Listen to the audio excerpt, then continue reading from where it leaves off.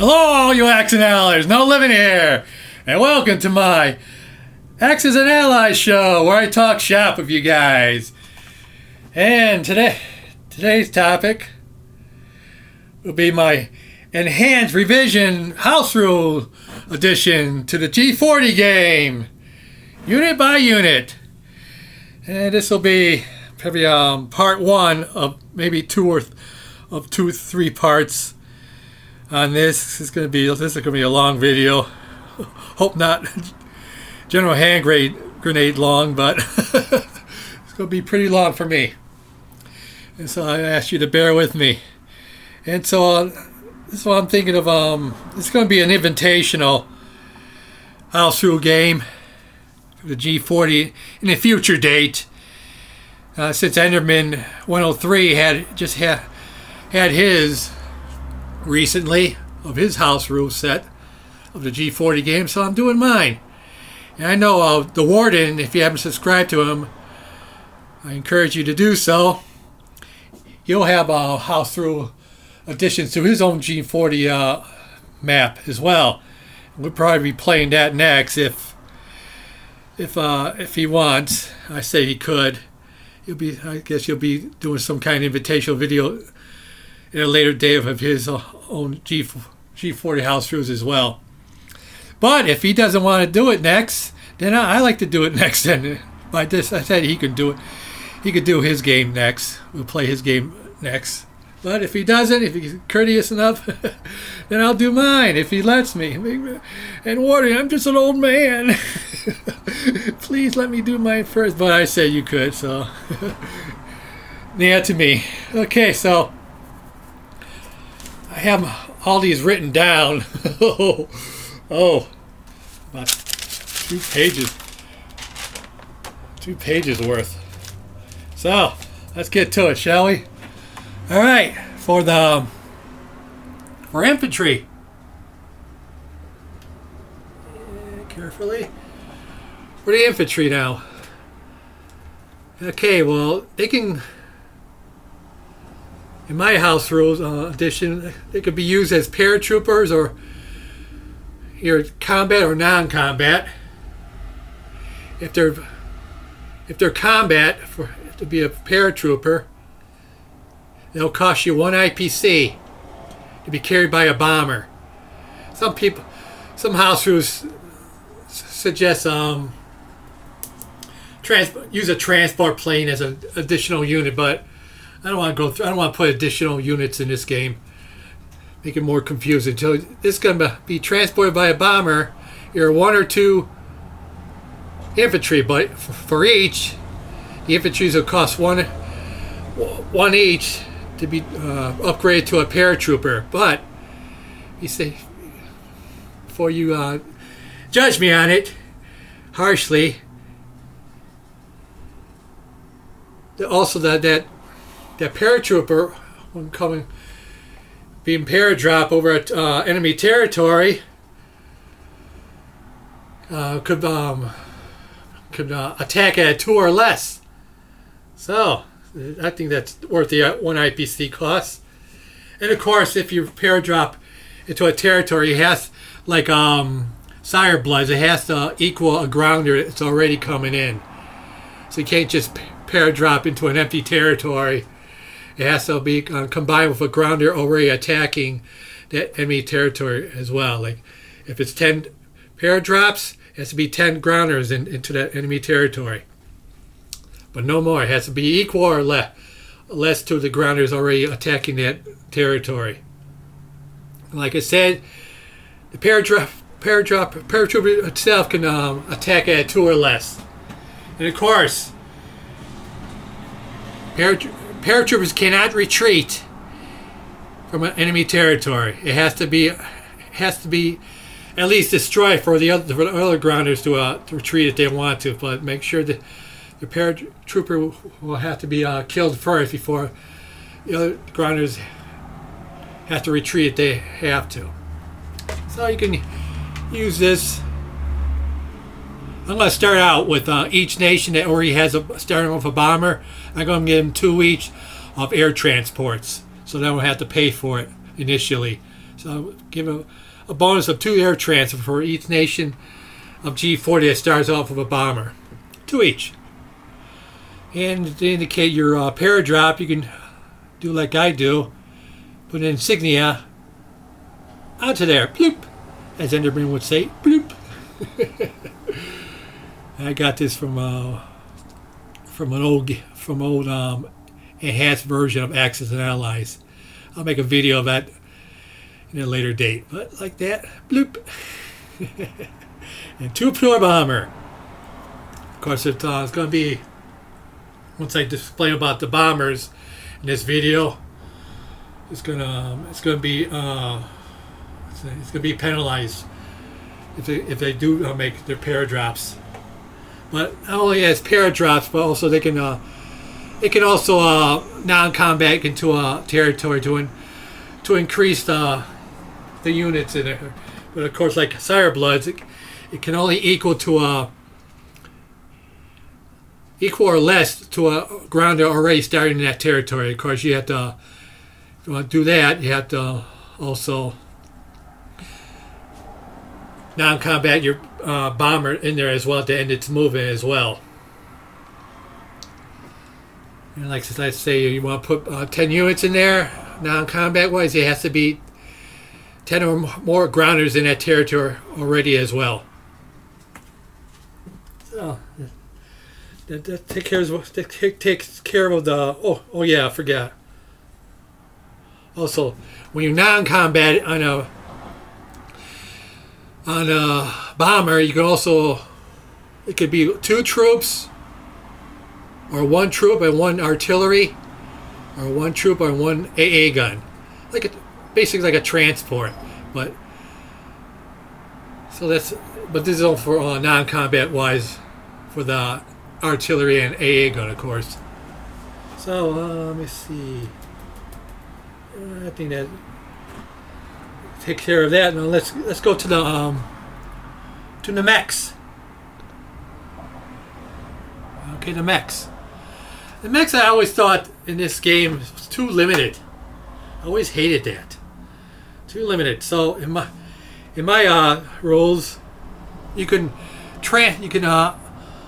non-combat wise though, only non-combat, the mech can carry either artillery or an infantry, not both, but one of either, non-combat wise, of course. Combat, you cannot do that. Only non-combat wise. So that's how I'm setting up for my house rules on that. Let me see now. We have next artillery. In my game, it can be upgraded to from regular artillery to a heavy artillery. Da-da-da-da. It'll cost you 1 IPC to do it, but that's 1 IPC count is for the rest of the game. For 1 to each artillery you want to upgrade to a heavy artillery, that'll be for throughout the rest of the game and while it's alive. And you can either put an insignia under it, indicate it's a heavy artillery, or get one of your pieces, make it a bigger artillery piece that indicates heavy artillery. So it's an upgrade for all the artillery you have on board. Of course, it has to be upgraded at the end of your turn. Of course, you can't just start out right away as a heavy artillery. For 1 IPC, it could be upgraded to a heavy artillery. And what else? Also, if you want to buy a heavy artillery right away, out of your factory, you pay 5 IPCs for heavy artillery. Now, what heavy artillery does, if it's upgraded to a heavy artillery, it bombards an enemy territory, much like a coastal bombardment. But in this case, it'll be at a 2 or less for a heavy artillery to do that before all the other combats start in that territory. Now, it starts before the AA gun, the enemy AA gun starts firing. And any hit units on grounders only, will be against. Well, the defender has to take out right away. It can't defend it off if it's hit by heavy artillery. And of course, it's limited. It's going to only be one heavy artillery per one enemy grounder in that territory in itself. So that's it for that. And let me see what's next here on my chart. Okay, tanks. You're welcome. But tanks. Tanks you can buy heavy. Well, let's just start before I go into heavy tanks. Tanks. I'm gonna use what I call Rommel rules. What Rommel rules is that I got it off a game called, I think it was World at War. I got it from their enhanced version of the Rommel rules. This is where I got it from, but I'm tweaking it a little bit. So for a tank, you can upgrade one infantry, much like artillery can upgrade an infantry. Upgrade an infantry to a two or less in its attack for each tank. But the variation of that is that the tank and the infantry has to start at the same territory and into enemy territory to do that, to upgrade this to a 2 for an infantry. So you have to start with the same territory, of course. You can't just blitz from another territory for the infantry to be upgraded. It has to start at the same territory, or for that to be promoted. So that's it for a regular tank. What they can do to upgrade an infantry. Now you can buy heavy tanks as well. It'll cost you 8 IPCs, but it can only be for certain nations. It can't be for the minor nations of Italy, China, France, or the Far East Command, or Anzacs or Anzacs. So it can't be for them, but it can be available for all other major nations. It could cost you 8 IPCs to buy one. It's only limited to one per round though. So you can't buy multiple heavy tanks if you want to. So that's limited for each round, for each nation. It's major. You can buy a heavy tank for 8 IPCs. And let's see what else. 8 IPCs. And what a heavy tank can do, it can attack at a 4, defend at a 4, and also it can take a damage, much like a battleship or a carrier in G40. So that's what it can do. But only one per round, of course. You don't want... It'd be ridiculous to buy yourself 10 tanks. Also, the limitation of a heavy tank, it takes out the full capacity of a transport as well. So if you have a heavy tank, only one heavy tank could go to a transport, nothing else, not even infantry. And if you don't have cool units like I do for heavy tanks, you can always put an insignia, your marker insignia under a tank to indicate it's a heavy tank. So very good. Okay, what's next now? Cavalry. So I'm stealing this one from Sire Bloods. Cavalry. I think since I like adding new units to the game, but since everybody's familiar with this rule already, if you know Sire Blood, I'm going to add that unit, but only for the Chinese, of course, because I don't think it should be for any other nation, because it's really only for pack animals, but China needs the help. So it'll be similar to what Sire Blood has for his cavalry. It could come out of Mongolia if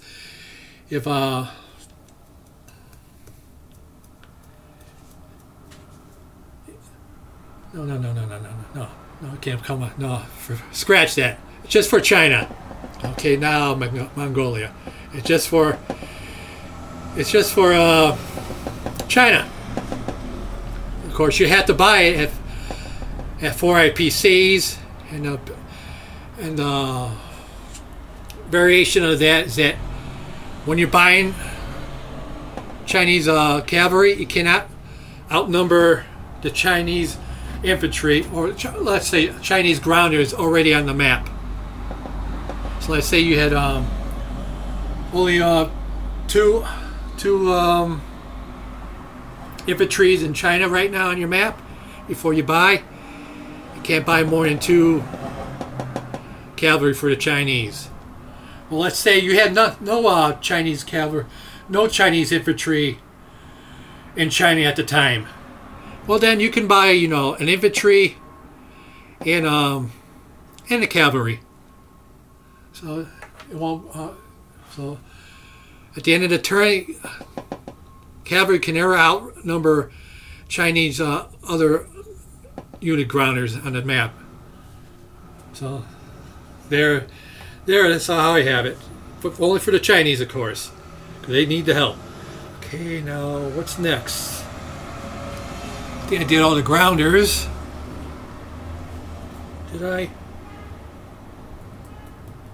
What about AA guns? Okay, AA guns. Yeah, I forgot all about that. Okay, AA guns. When G40 came out, well, I think Anniversary came out with it as well. I never liked how they only get three dice for each AA gun. I always hated that. Me and my brother never adopted that in our house rules. So this is what I'm proposing for your AA gun, and this is not counting for the G40 AA gun that's already built in the factory. This is not for that. This is only for the unit itself of AA gun.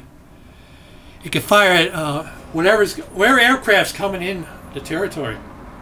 But instead of us using a 6-sided dice, it uses a 10-sided dice. That's what I'm proposing.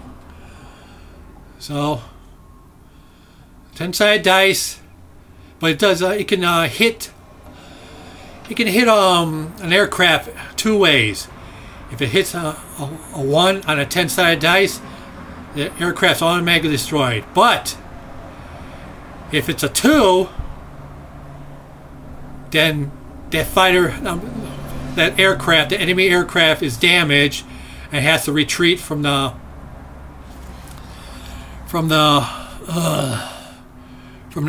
enemy the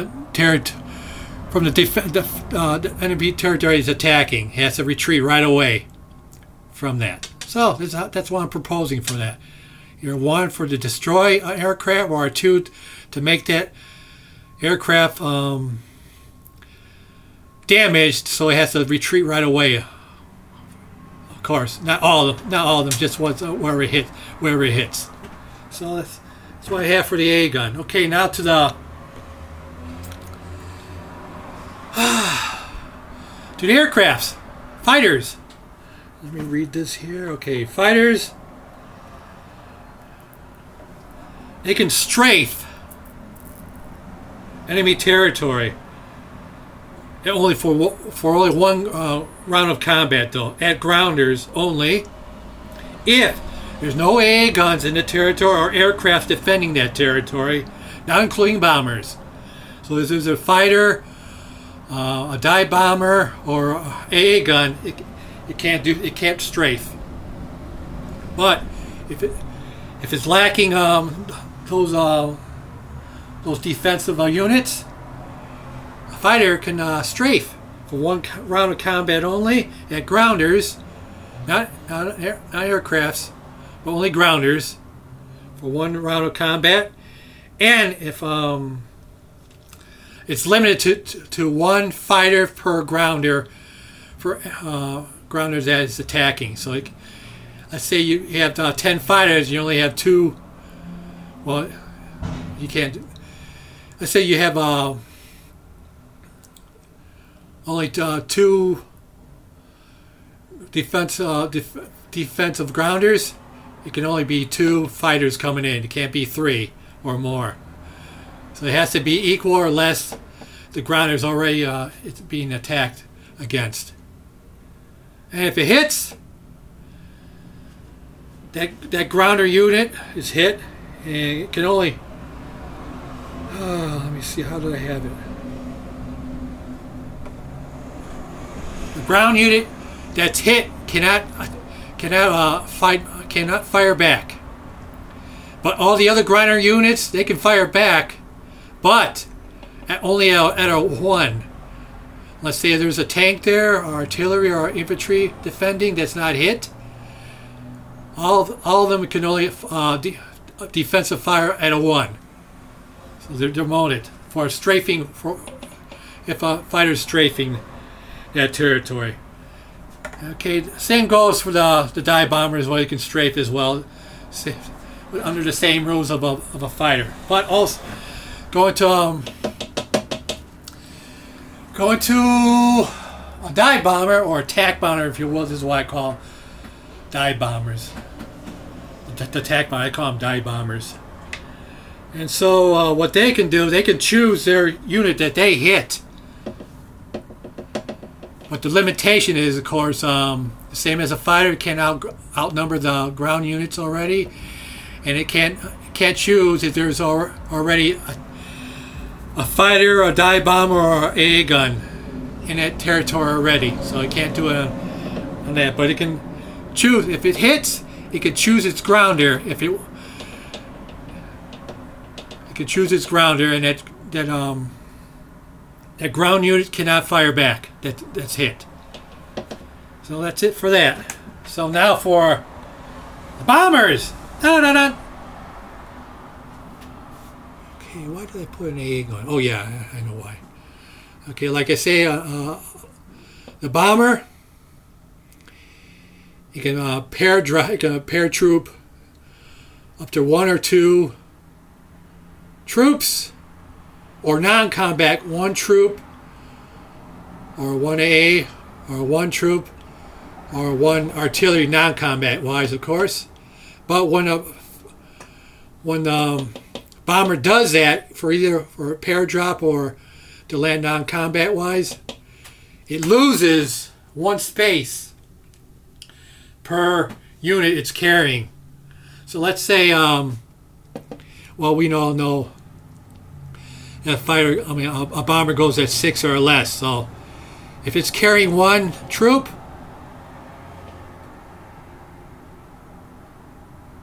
or one of each of these others, it loses 1 space. So it goes down to a 5 spaces it can make. But if it's carrying 2 troops, either combat or non-combat wise, it also loses an extra space. So you only can move at a 4.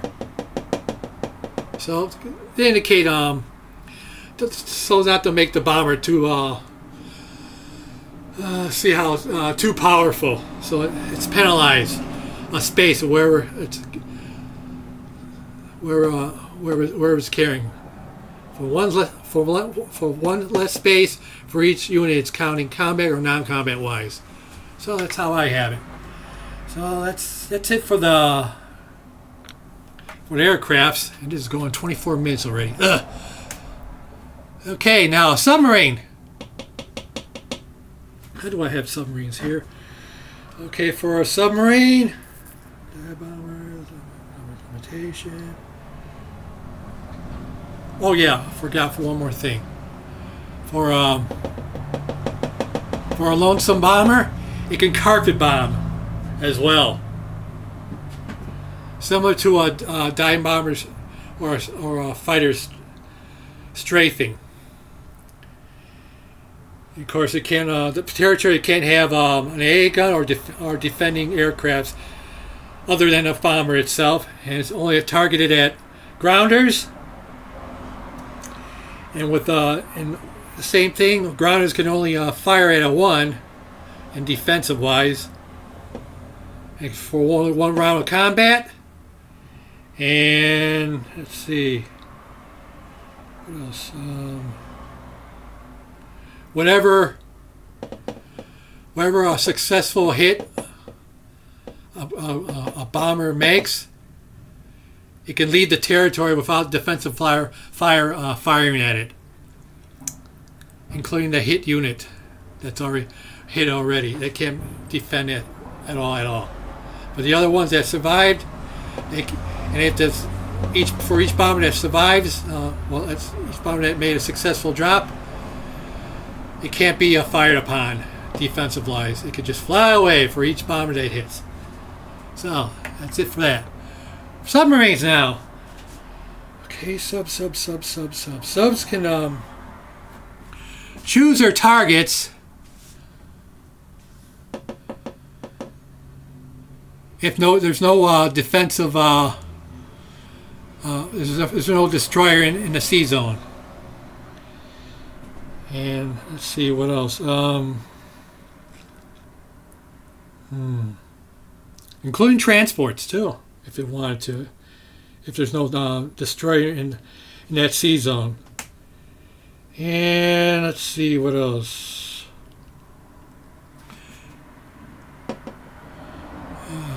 Okay, but this is after.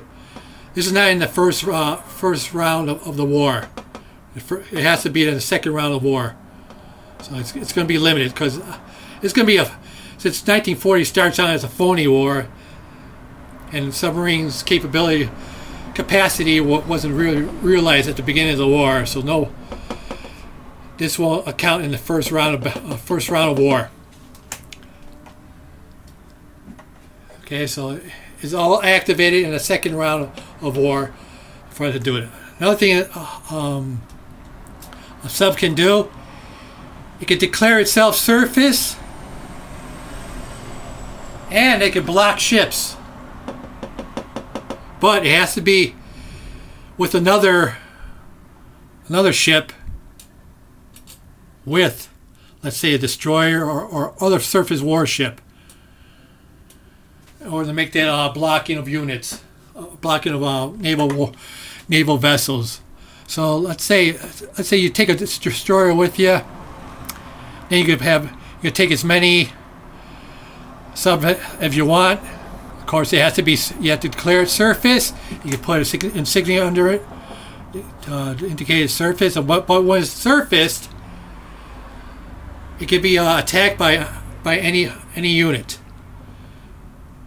even if it doesn't have a destroyer, because it's surface, so it don't need a destroyer to detect it. So it could be used as a blocker if it's surface, but only if it's other naval units, surface users are in that territory as well. So let's say there's one destroyer going with it. You can have 10 submarines as blockers if you wanted to, but that's how it'll go. Okay. Also, I forgot one thing. It can also wolf pack as well. Submarine can wolf pack for the first round of battle if it's 3 submarines. If it's paired with 3 submarines. Alright? So at 3 or less in the first round of battle, it can hit at 3 or less. Okay, now let's go for destroyer. Let's see. Well, this destroyer. Oh, in my house, it's gonna be really, really upgraded. It's gonna be pretty powerful, and since it's gonna be a little more powerful, destroyers instead of 8, they'll cost 9 to indicate their powerfulness. So let's see.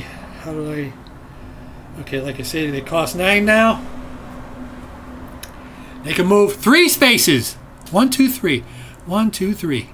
That's right. 3 spaces. But it cannot be upgraded by a naval base. So they can't move 4 spaces. But can't be.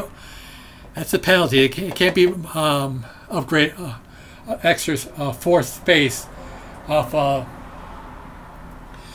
a naval base. So it's up to 3 up to 3 zones it can move. Let's see what else. Also, it can bombard at a 2 or less, much like a battleship or a cruiser. Of course, the limitation is one per ground air coming off a transport. Of course, same like a cruiser or a battleship. So you can bombard at 2. Also, and it can carry 1 infantry. You're non-combat wise, like a transport, but can only carry 1. Or you can carry it into battle, but if it carries into and wants to drop off the infantry in the battle, this destroyer itself cannot participate in the naval battle itself. It'd be much like a transport. It can't participate, can't even offshore bombardment either. But it has to be with other ships if you wanted to drop it into enemy territory, amphibious wise. So other ships has to be with it. It can't just be one lonesome destroyer amphibious assault on a territory or island. It can't do that. It has to be with other surface ships, not including submarines, surface ships. So, if it wants to drop that one lonesome infantry into the territory as well. But like I said, it cannot do any other battle in itself to do that. And if it wants, it's not penalized if it wants non-combat into a territory. You don't need other ships to do that with it. So there. Okay, now next, destroyer. Okay, destroyer. Oh, I keep on calling these destroyers. Cruiser. Okay, get that right. No limit. Cruiser. Now you'll have an AA capability as well, much like an AA gun on it. Aircrafts, of course, at a 1 on a 6-sided dice for a cruiser. Of course, on the initial defensive fire. Of course, it can't do multiple rounds. Only for that first round of battle, you have an AA shot of a 1 on a 6-sided dice. And let me see. And like I said for about submarines, being a phony war in 1940, as it started out with, since aircrafts against naval units wasn't really fully realized or appreciated, in the first round of war, you cannot fire your AA gun. So it will only be activated in the second round of war, in round 2 of your G40 war. So it can't be in the first round of the war. So only activated all these ships with an AA gun, not in the first round of war though. Same thing with a battleship. You can fire at a 1 as well, and at a 1 on a 6-sided dice, or a battleship as well. And also for a cruiser, a carrier. I can also fire it at a 1 for an AA gun at aircraft. Of course, like I said, only in the second round of war of your G40 game. That's when it's activated, not in the first round of war. Since it's a phony war and it wasn't really fully appreciated of aircrafts going against ships. So it'll be operated in the second round of war. For a carrier, if it's damaged, its defensive capability is not from a 2 to a 1 if it's damaged. So that's why I have in my house rules. An undamaged carrier can carry 1 bomber. That's right, 1 bomber, nothing else. Can't carry anything else. You can put a bomber on it non-combat wise or built on it together. But the penalty for a bomber takeoff of a carrier, that same bomber cannot land back onto a carrier after it makes its attack. No, because that's just ridiculous. But so if it started out, you can non-combat a bomber onto a carrier or built on it, but that non-combat cannot be after an attack. So if it takes off, it cannot land back on a carrier, because the carriers didn't have that capabilities for bombers to land back on them. So that's it for that. So also for I already indicated an AA gun for a battleship. If a battleship is damaged, instead of a 4, it's down to a 3 in defensive or attack wise if it's damaged. So it goes down to the 3 to attack or defensive wise if it hasn't been fixed yet. Okay, now this is my biggest pet peeve.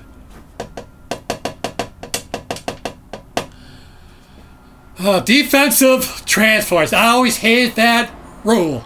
Hate it. But in my G40, it gets if it's a lone transport, no matter how many transports in it, it gets 1 AA fire. It could be a lone transport or multiple transports, lonesome transports. If it has no other ships, of course, warships defending it, of course.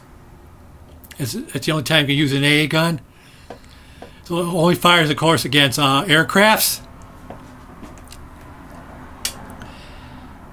Similar to an AA gun I had, but only gets one fire. Well, it can't get multiple fires, multiple dice, only one fire. And a 10-sided dice. 10-sided dice against the aircrafts. And the aircrafts can go multiple rounds against that transport, enemy aircraft, for multiple rounds if it wants to, if it hasn't hit it in the first round of battle. But transport, whether one or more, not with no defensive warships protecting it, when it gets fired at a 1, and a 10-sided dice, only one dice, of course. Or if it hits on a 2, that the attacking aircraft has to retreat on a 10-sided dice. So if you guys want to play this game with me, you got to invest in some 10-sided dice, all right?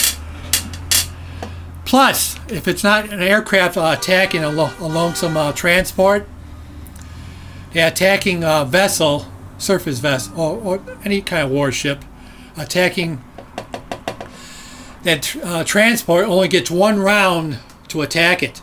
So let's say a cruiser came, or submarine, or a destroyer came up against the lonesome transports.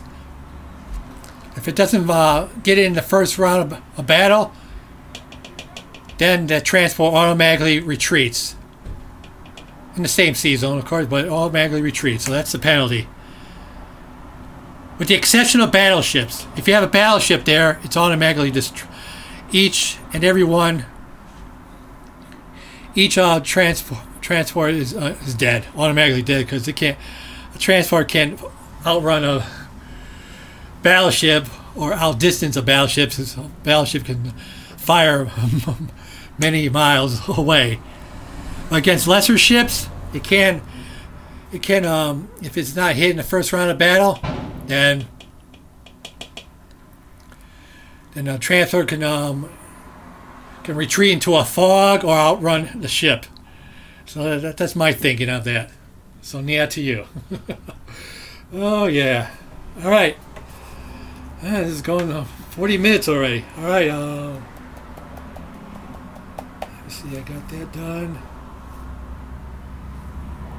Okay. Also for a transport too, it gets a bonus if it has no cargo on it. A transport, it can move 3 spaces, much like a destroyer can. Moves 3 spaces if it has no cargo on it. All right. Okay, I should have indicated this as well. destroyer, if it's carrying cargo as well, you don't get that. It doesn't get that bonus of 3 spaces it can move. I forgot to tell you. I'm sorry for that, but that's what it is. If a destroyer is carrying infantry, it doesn't get that bonus of 3 spaces can move. Only 2 spaces. And cargo-less transport can move 3 spaces if it wants to, but it has no. But that's the max it can go. Is 3 spaces. There's no bonus from a naval base because 4 spaces is ridiculous. So, since it has no cargo, it's lighter weight, so it can travel faster. And non-combat wise, of course. When we combat, if it has cargo, it has no cargo on it. Okay. Okay. Finally, for the facilities of a naval base and air base. I liked how young Grasshopper he had in his house rules concerning these. I really like that. I think it makes the game more fun and more realistic. Okay, so for if either of these facilities are damaged from an attack, and let's just for sake of argument, that's a chip. If you have at least one chip on either of these facilities, and if you want to use that facility for your navals and your aircrafts, you have to remove completely the chip marker damage off them completely if you want to use either one of these facilities of naval or air bases. I liked how the Grasshopper did that. So I think that's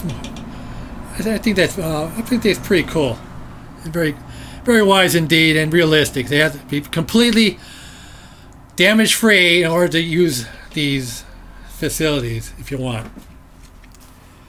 Okay, finally, on when there's a bombardment against an industrial complex, because we know it's already built in the AA gun, a fighter can, let's just say this is a fighter. A fighter can intercept, of course, any aircraft's coming in for one round of battle. And let me see, if it does that, even if it's destroyed of a successful run, of a bombing run, if it after one round of battle, if his bomber wants to damage this ICX or industrial complex, it does not get a bonus of +2 on its hits, as Grasshopper indicated on his channel, which I think is realistic too. So it gives an incentive for the interceptors to intercept incoming bombers, which I like. And I'm thinking of fighters being a defense of two or less instead of a 1. I think I'll be doing that too. So any interceptors will for one round of battle, of course, will intercept at a 2 or less, since it's defensive, and defense is always should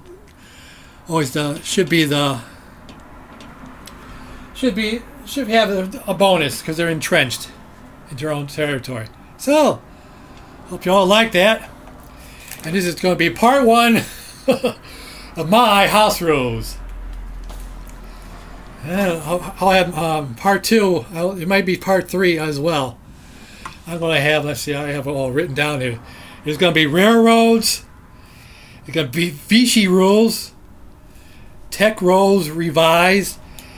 Capital capture rule revised. Victory rules revised. National advantages for each country. The inclusion of Far East Command plus China goes first. Partisans.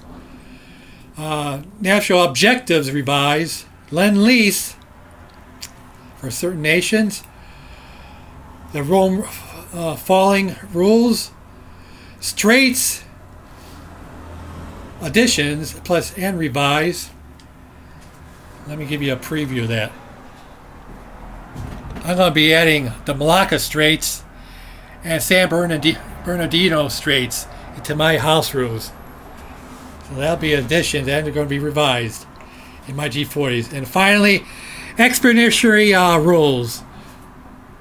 I'll explain that on my next video. Maybe third video, who knows. This is going 45 minutes. So, like I said, this is an invitation to the 6 players already playing with the current G40, what we're playing right now, currently on YouTube. We have the Far East Command and China goes first. We're doing that right now. So, Piloto's invited, Warden's invited, Enderman is invited, Clegg is invited, PROZAC's invited, and LT's invited. All 6 of them, if they want to. And if they can't currently join that game at a future date, then the invitation's open to anybody if they decide they can't do it. Well, like I said, this G40, my house rule G40 game will be at a later date. I don't know when, but these guys can reserve their seats for that game. So, like I mentioned, this current game is going right now. I encourage you all to watch it right now. Subscribe to Piloto 51, The Warden, Enderman 103, Corporal Clegg, PROZACH, LT. And if you're seeing this right now, you already know me as well. So I encourage you, come on. And I have to encourage everybody to make their own YouTube games well. Please, it's fun. It's great fun. So, that's the end of this it's going on 47-minute video. I feel like General Hand Grenade. His video's going on forever too. Mine's rarely do, but this is a special occasion. So, stay tuned for the Warden's China's turn. Don't limit out.